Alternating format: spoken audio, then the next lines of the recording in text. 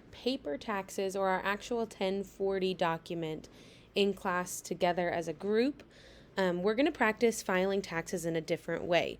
So when we went through and we did the 1040 document, that was if we were filing our actual taxes by paper. That is not necessarily the most common way for people to file their taxes anymore, but it was really important that we know what all of the lines are. That way we can better identify our tax information. Our second taxes practice is going to be using a much more realistic method to file our taxes, possibly a method that you've used in the past if you've done your taxes on your own, or likely a way that your parents file their taxes or they've maybe filed your taxes for you. And that's going to be using an online tax website like TurboTax. So when you click into the TurboTax simulation assignment on Canvas, this is the document that is linked there. You should have found your name in one of the 4 columns and found the W-2 that is associated with that name. I have an example W-2 over on the left side of my screen. It is not one that anyone has been assigned, so it's going to look different than the one that you have, and I'm just going to use it for this example. You will need 3 things open for this assignment. You will need the W-2. You will need this document most of the time. You'll have a few pieces of information, but you won't actually fill anything out until you have filed the taxes and you can answer these reflection questions at the bottom. Clicking this link at the very top will take you to a TurboTax simulator, and that is this website here. You will need to sign up with your school email and password. Just create a new account using your school information. I already have an account, so I'm going to go ahead and sign in.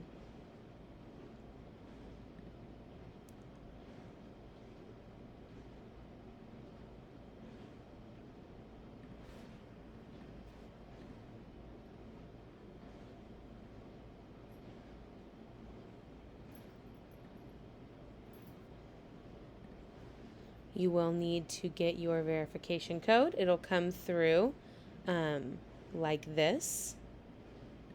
And you will need to copy that over.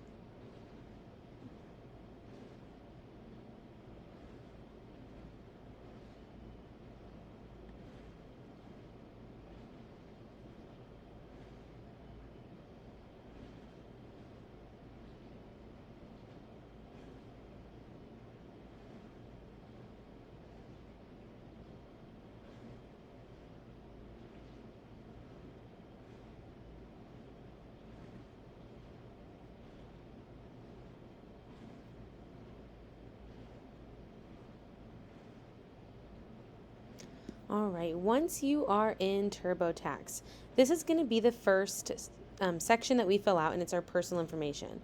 If I have this minimized, I can click these 3 lines, and it's going to pull up my side. At the top, I'm going to do my best to keep an eye on this to see how much money I either owe or I'm going to get back. And I can click through my different sections, but I'm actually just going to use this continue navigation bar at the bottom. So first, my personal information, I'm going to reference my W-2 to get this. So for most of my personal information, it's going to be in this box down here. So I have the first name, the last name. I have my date of birth.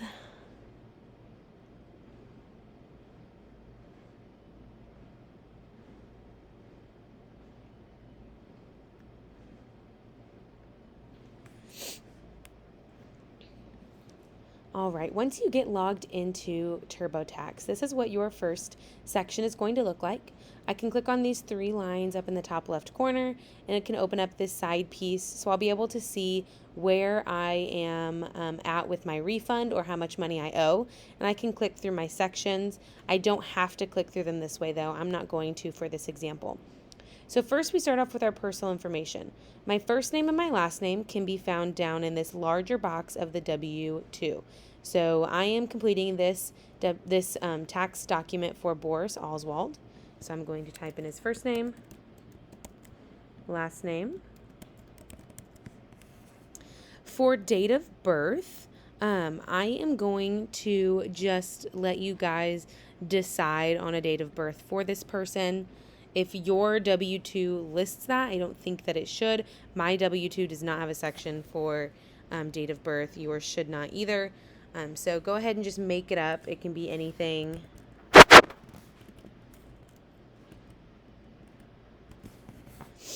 And then Social Security number is going to be in box A, which is at the very top of your W-2. Your example should have a full number. My example is from a past tax document. So it has blanked out these, the rest of their social security number or their pretend social security number. So I'm going to make up the back half of that. You go ahead and type in what yours says.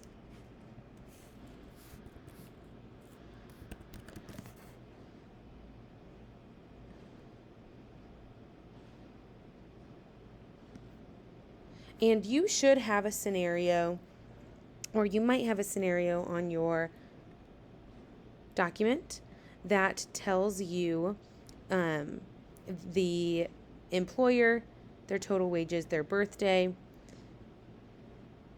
for occupation or job title. If your scenario tells you that, go ahead and fill that in. I will make sure that your scenario tells you that. For mine, again, I am using a different type of W-2, so I'm just going to say they are an office manager.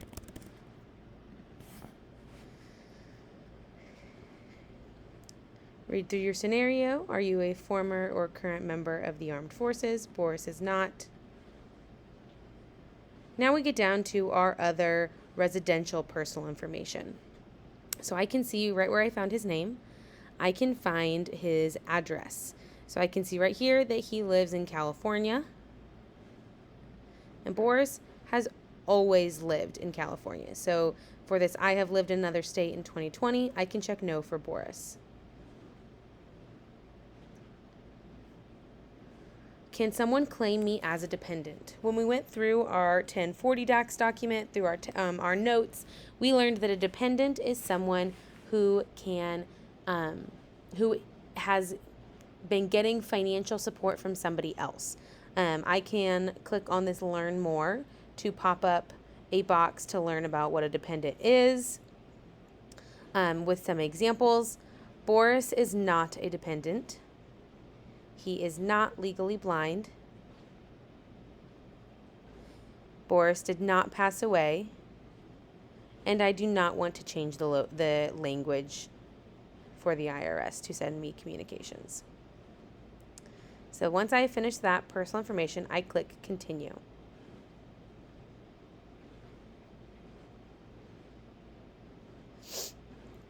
All right, so the birth date that I put in for Boris shows that he is 19 years old at the end of 2020. And when we are filing taxes, we are filing taxes for the year before. So if I filed taxes in 2021, I actually was using my 2020 information, pay information. So they are just checking that to ask if I was enrolled as a full-time student for at least 5 months. Boris was not. Boris is single.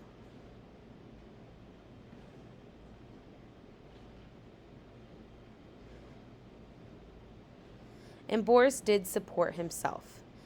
So again, that dependent means that somebody else paid for at least half of your living expenses.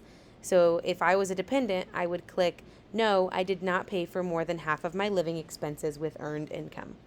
Boris did. He lives all by himself. He is an office manager. He makes enough money. So he did pay for more than half of his living expenses with earned income. He does not have any children, so he does not pay children child support or support any children. And now we're going back to that personal information right here to enter his mailing address. So he lives at 659 Numbers Drive, Mountain View,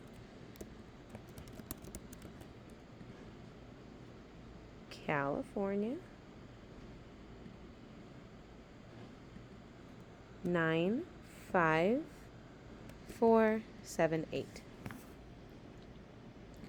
We are not going to list a phone number unless it makes us. And then it's just going to have you double check the address. Again, Boris only lived in California. He only worked in California, so he did not make money in any other state. And again, he is single. So now I can look at my summary for Boris's personal information. If I didn't miss anything, then I click continue. And I start working to get the biggest refund possible. Again, I always want to have the biggest refund possible. All right. So I have my W-2, so I can click work on my W-2. All right, and then it helps us out a little bit. So it says box B, I'm going to look for my employer ID number or my EIN number. So over here, we are going to look for box B, and we're going to look for our EIN number. Box A was at the top, box B is going to be right below it. And again, you should have a full EIN number.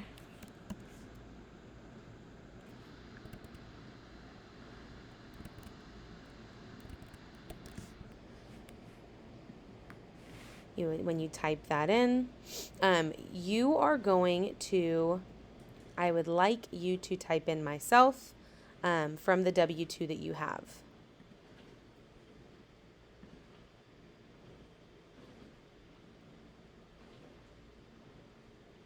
All right, my employer's name. My personal information was right here. My employer is going to be above. So my employer's name is High Five Wi-Fi Inc.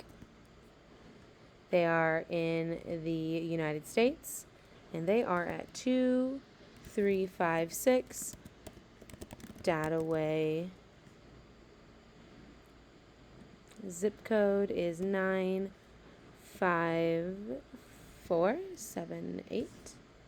City, Mountain View. State, still California. It asks us for a control number in box D. We do not have a control number. Our box D is employee social security number, meaning that this employer does not have a control number. If yours does, you would enter it there. I can continue. Now I'm going to get to the actual financial portion of this document. So now I look at box 1, and it asks for wages, tips, and other compensation. Up here on my W-2, let's zoom in a little bit. I have box 1, wages, tips, and other compensation. So Boris made $65,000 last year. Box 2, federal income tax withheld. Box 2 is going to be right next to it. So of the $65,000 that he was paid, his gross pay, he had almost $6,000 of it withheld. So I'm going to type that number in. And remember, when we withhold taxes out of our pay, it is to help us manage our personal tax liability. So by withholding this almost $6,000 over the course of a full year during the year of 2020, Boris was able to manage his personal tax liability, meaning that he might get paid, he might make a refund from the government. He may have overpaid. If not, if he has not overpaid, then it's going to decrease the amount he still owes the government. So it helps us budget throughout the year when we withhold money from our pay. Box 3 is for Social Security wages. We know that we have to pay Social Security no matter what.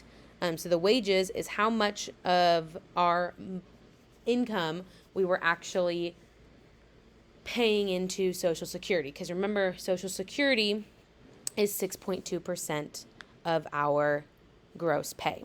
So my gross pay is still $65,000. That's what I'm going to type in. Box 4, how much did I actually pay into Social Security this year?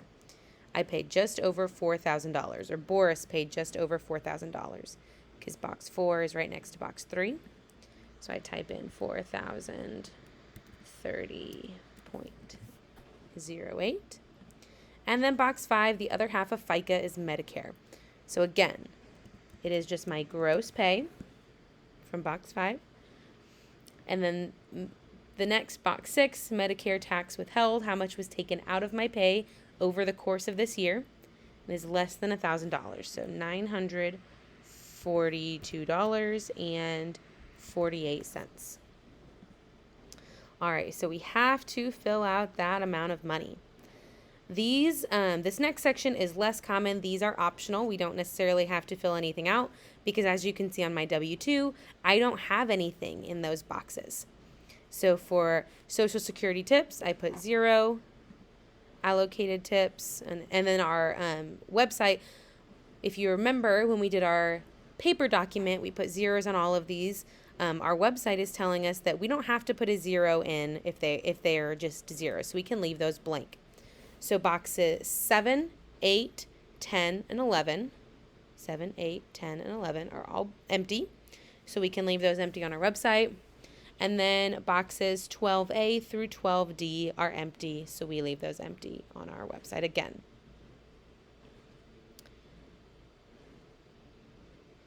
Box 13 is empty for Boris, so again, we leave those empty. And the same for 14. All right. Now, that was for federal taxes. Now we're going to start looking into state taxes. All right, so again, Boris lives in California, so I'm going to identify my state. And then it asks for employer's state ID number. So let's look over at our personal information side of our W-2. And at the very bottom, I see the state, and then I see employer's state ID number. And it specifies do not add any dashes. So I'm just going to type in. That is the ID number I pulled from the bottom. Box 16, state wages and tips, is once again, for this example, my gross income. And then box 17, state income tax. So 17 is a new number. I'm going to transfer that over here. 3,178.08.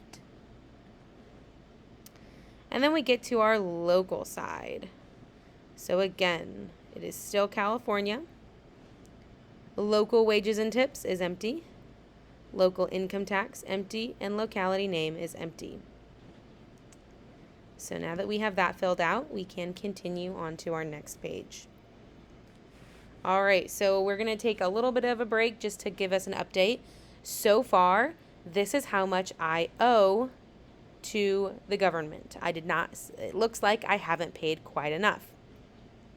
And then it specifies this is not the final amount. So we're going to keep going to see if there are any other reasons that I might owe more money or owe less money. So I can continue.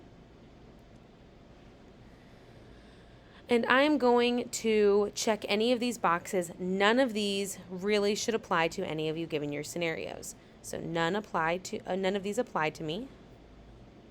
I can continue. And again, just revise or gives us a summary of our W-2. I can continue.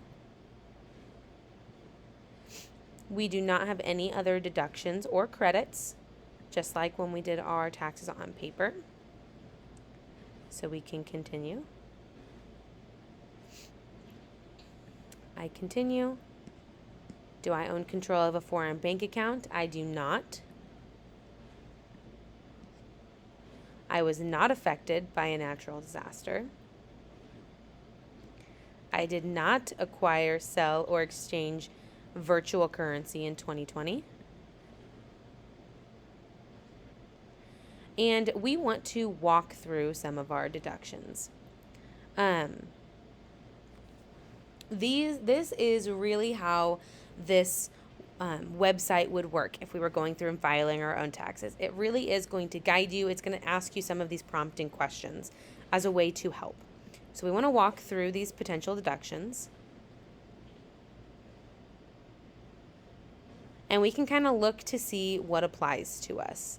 A lot of these are not going to apply. Again, we don't have any children. We did not adopt. We are not taking care of a child. Your scenario may tell you that you donated clothing. You may have donated income.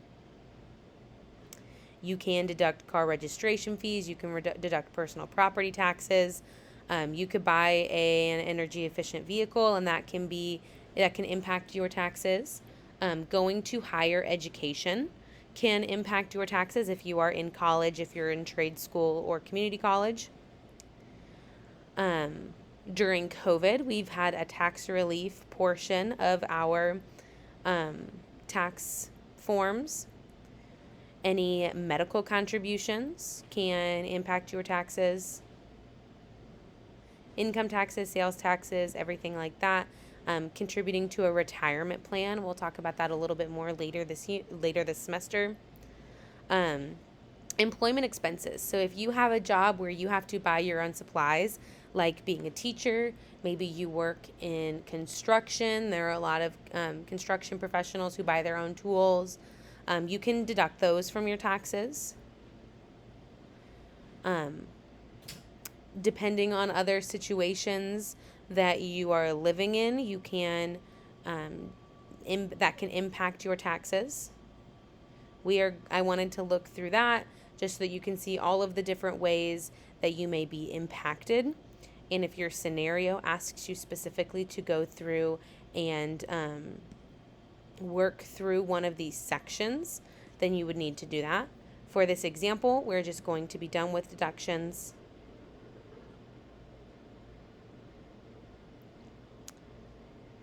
And then for Boris's example, he actually does not need to be filing his taxes based on his situation. You should get to an end where you are, where it's going to tell you how much you owe or how much you get as a refund. What I want you to do whenever you get to the end where it tells you how much you owe or your refund, you will screenshot that page and then you will submit that on Canvas. That is your submission.